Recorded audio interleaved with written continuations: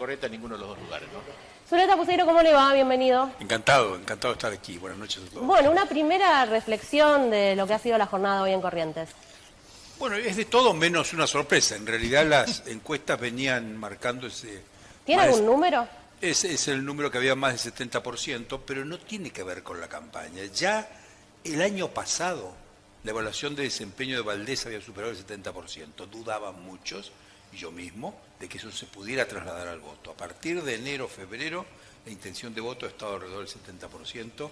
Dudábamos mucho. Yo creo que no estoy haciendo boca de urno porque los políticos, ni unos ni otros, creían en eso. Pensaban que estas encuestas eran superficiales. ¿Qué es lo que se dudaba? ¿Que se pueda mantener durante tanto tiempo una imagen en una intención de voto? ¿Cuál era la duda? No, es que hay un factor fundamental. Hay un 30%, lo indicó bien él hace un rato, un 30%, que es un voto de pertenencia del justicialismo. Eso existe, está allí. Ahora, pensar que esa gente iba a votar a Valdés, le costaba a mucha gente pensar cuál es el mecanismo.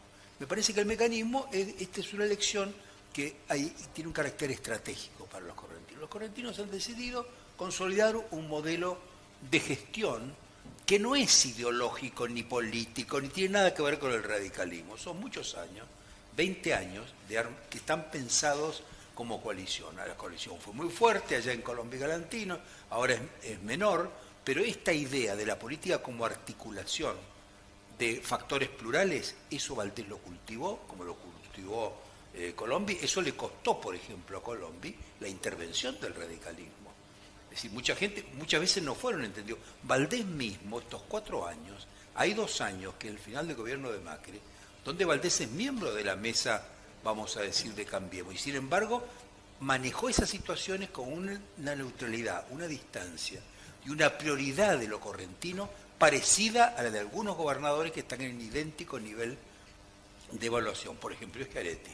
Es decir, el nivel de correntinidad es fundamental. El justicialismo que sufrió estos años, bueno, el sucursalismo, la intervención, buenos dan, diciéndole a todos los dirigentes.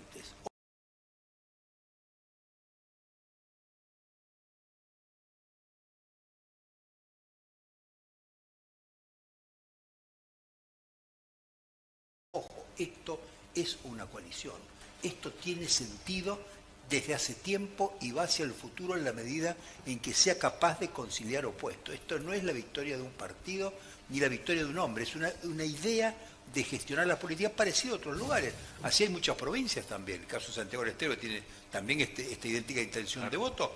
Es un gobernador radical y un vicegobernador peronista que no le hubiera costado nada a Zamora terminar con esa coalición. Y en el caso de Misiones y muchas provincias en el cual se protege esta coalición. Esto es muy importante porque cambiarán los dirigentes, irán variando según los tiempos, pero lo que se protege es una idea de la política que permite hoy afrontar cuestiones como la pandemia, como la crisis económica, como la decadencia del país en su visión en el mundo. Eso funciona cuando la gente ve que los dirigentes se comprometen. ¿Y cómo haría una oposición? A ver, si una coalición de gobierno nuclea todo y da la garantía de estabilidad en la provincia y la gente elige eso, bueno, ¿cómo puede hacer una oposición que usted dice tiene buenos dirigentes para poder convertirse en opción de poder? Es muy fácil, muy fácil. ¿Hacerse del frente gobernante? No.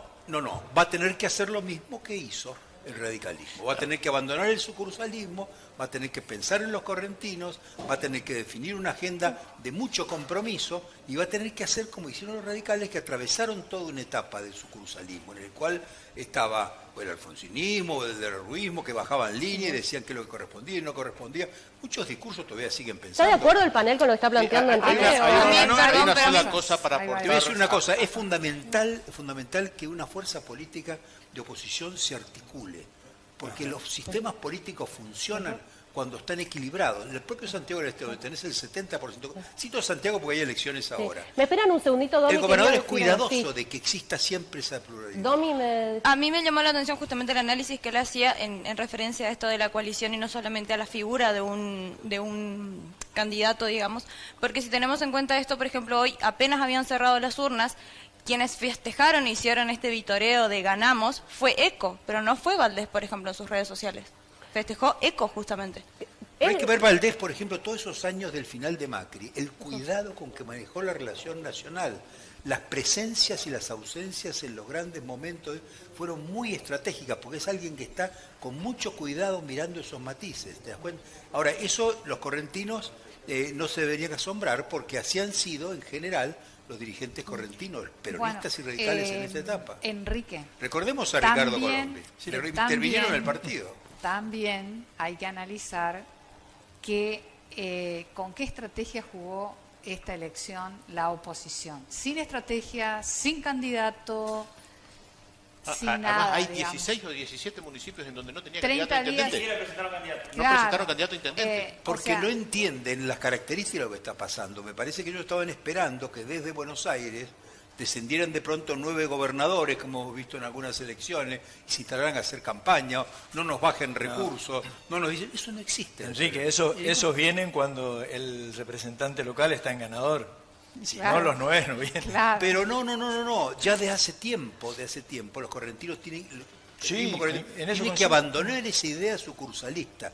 Hoy los gobernadores fuertes, vayan desde Tierra del Fuego hasta Jujuy, los gobernadores fuertes son los que tienen, en primer lugar, su provincia como prioridad absoluta. En segundo lugar, una visión compleja de cómo se articula una coalición.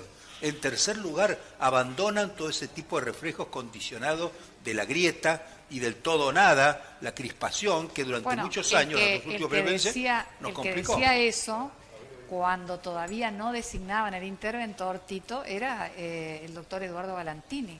Él decía, dejen de esperar que la nación les dé señales para hacer lo que tenemos que hacer localmente. Porque Galantini aprendió eso. Estuvimos trabajando en eso sin éxito. Bueno, Galantini aprendió eso en el momento inicial de esta coalición que hoy cumple 20 años y vio la importancia y la respuesta. ¿Por qué dice, sabiendo todo esto y escuchando todo esto, que son dirigentes muy capaces? Capaces en la gestión, han manejado la ciudad. Pero hay cosas que son elementales. Usted es un asesor que tiene muchísima experiencia. Por ejemplo, le planteo una pregunta desde algo concreto. En la presentación de los candidatos, yo dije la semana anterior que Fabián Ríos dijo hay que recuperar la ética del manejo de la cosa pública que me enseñó Néstor Kirchner. Si le vamos a hablar a la ciudadanía para tratar de seducirla, usted, si le tocara asesorar a Fabián Ríos, ¿le hubiera recomendado hacer una frase de este tipo?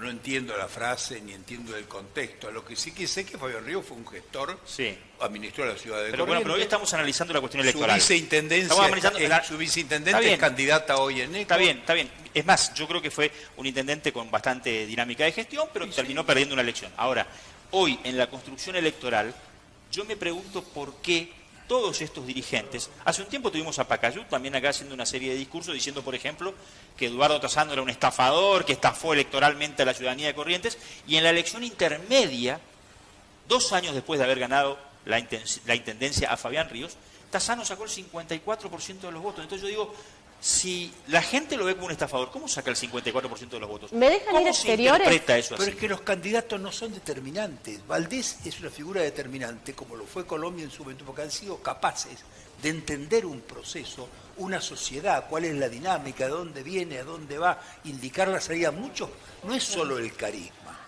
es la capacidad para entender. O sea, a veces hay situaciones en las cuales grandes figuras no han tenido esa respuesta. Zuleta, espérame un segundito. Es una simbiosis entre el líder y los procesos políticos. Roberto Ojeda está en exteriores, queremos ver cómo está todo afuera. Roberto, ¿cómo estás? Buenas noches. Muy buenas noches, Cristina, buenas noches. ¿Dónde estás, Roberto?